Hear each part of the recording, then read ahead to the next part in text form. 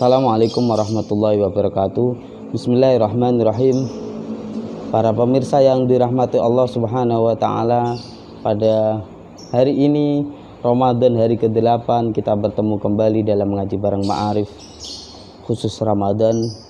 Pada hari ini menjelang buka puasa ini kita akan membahas tema tentang bersetubuh berhubungan suami istri pada bulan suci Ramadan. Bagaimana hukumnya? Sebagaimana penjelasan sebelumnya bahwa hal-hal yang membatalkan puasa ada yang dinamakan al-mufattirat yang membatalkan atau menyebabkan tidak sahnya puasa, ada yang muhbitat. Muhbitat itu hanya menghilangkan pahalanya puasa. Dan termasuk al-mufattirat yang membatalkan puasa adalah berhubungan suami istri atau bersetubuh.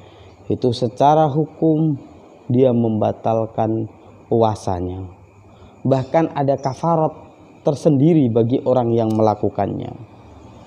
Jadi ketentuannya adalah dia harus mengqodoi puasanya, dan yang kedua dia harus membayar kafarat. Kalau di dalam kitab-kitab fikih diterangkan kafaratnya ada 3. Yang pertama ada 3. Yang pertama adalah memerdekakan budak. Yang pertama memerdekakan budak, karena hari ini sudah tidak ada perbudakan di muka bumi, jadi memang tidak bisa. Maka yang kedua adalah dengan cara berpuasa 2 bulan berturut-turut. Kalau masih tidak mampu, maka yang ketiga yaitu dengan cara memberi makan kepada fakir miskin 60 orang. Dan setiap fakir miskin 1 orang itu diberi 1 mud. Jadi nanti dikalikan 60 fakir miskin. Itu kafarat bagi orang yang melakukan hubungan suami istri pada siang bulan Ramadan dalam keadaan dia sedang berpuasa. Jadi itu penjelasan dari kitab fikih, dan dalam kitab hadis juga banyak diterangkan tentang hal itu. Jadi hukum fikih tadi mengambil dari hadis Rasulullah di beberapa kitab hadis, dan saya ambil di sini dari kitab Sahih Muslim nomor 1870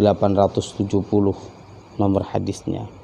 Di sini diceritakan pada suatu hari ada seorang lelaki yang datang kepada Rasulullah dan berkata, "Halaktu ya Rasulullah, saya celaka ya Rasulullah."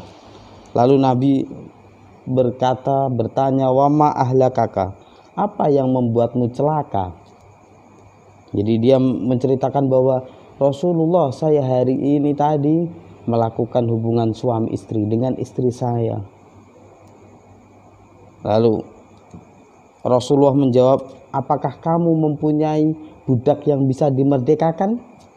Lalu orang tersebut menjawab, "Tidak punya wahai Rasulullah." Lalu dijawab oleh Rasulullah, "Apakah kamu mampu untuk berpuasa selama 2 bulan?" Lalu dia menjawab, "Bagaimana bisa untuk berpuasa 2 bulan?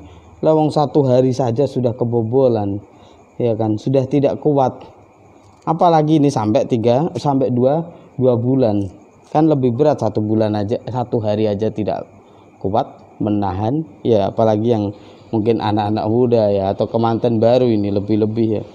Jadi sehari aja nggak kuat, apalagi 2 bulan, ya kan." Selanjutnya Rasul menjawab lagi, "Apakah kamu bisa memberi makan fakir miskin 60 orang?" Lelaki itu menjawab lagi, "Tidak mampu ya Rasulullah." Ya, lalu di situ dijelaskan bahwa Rasulullah akhirnya diberikan 1 keranjang kurma.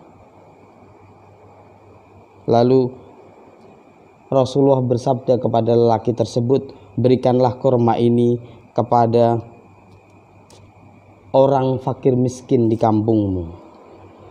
Lalu lelaki itu menjawab lagi kepada Rasulullah, "Di kampung saya tidak ada yang lebih miskin daripada saya ya Rasulullah." Ya, lalu Rasulullah menjawab, kalau begitu bawalah ini, keranjang kurma ini, dan berikan kepada keluargamu. Ya, akhirnya setelah Nabi memberikan itu, sambil Nabi itu tertawa, fadohika, Nabi itu sampai tertawa, dan di situ dijelaskan senyumnya atau tertawanya Rasulullah itu sampai kelihatan gigi taringnya, atau kalau orang sekarang, orang Jawa itu ya nyebutnya gingsul. Rasulullah itu yang menambah tampannya adalah ada gigi gingsulnya itu yang sampai kelihatan. Ya, lucu sekali, ini orang sudah miskin tapi bikin olah ya, bikin olah dia.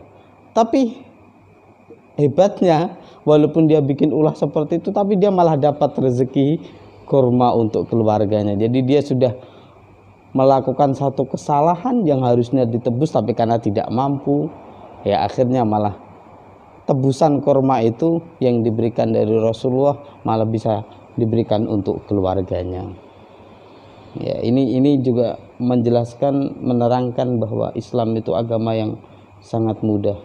Walaupun dia bersalah, tapi kalau memang dia tidak mampu, ya dilakukan sesuai kadar kemampuannya. Yaitu adalah kafarat bagi orang yang melakukan hubungan suami istri pada bulan suci Ramadan, yaitu ada 3 tadi. Yang pertama, dia harus memerdekakan budak. Karena sekarang tidak ada budak, maka dia harus berpuasa selama 2 bulan penuh berturut-turut. Kalau tidak mampu, maka dia harus memberi makan fakir miskin 60 orang. Itu adalah kafarat bagi orang yang tidak mampu menahan nafsunya, akhirnya berhubungan dengan istrinya. Ya, cukup sekian dari saya pada sore hari ini. Selamat berbuka puasa. Saya cukupkan sekian, akhirul kalam. Wallahul muwaffiq ila aqwamit thoriq.